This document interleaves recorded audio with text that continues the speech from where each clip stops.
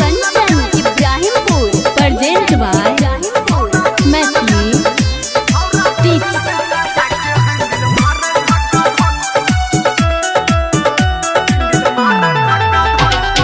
नाचो एले नाच के नचनिया रे आ नया नया छोरी न बपुनिया रे देखी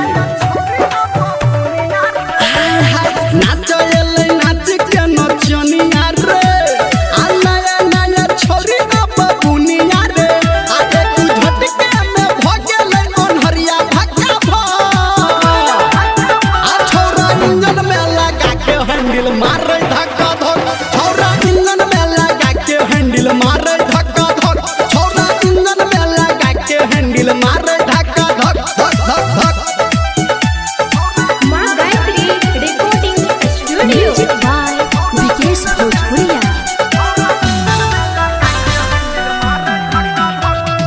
कंचन इब्राहिमपुर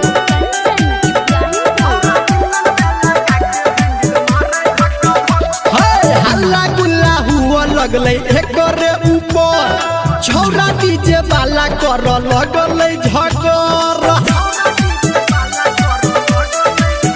रे हल्ला गुल्ला हुआ लगले एकरे ऊपर छोरा डीजे वाला कर लगले झकर सब अनहरिया में कर लगले एकरा टका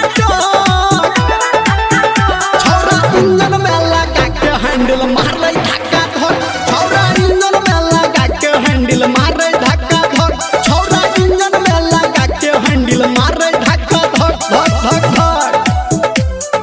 कंचन इब्राहिमपुर मैथिली टिप्स। कंचन इब्राहिमपुर हाँ मौका पर चौका छोरा दिल कोई लगाए आ छोरी सबके दिल कोई एलाउंसर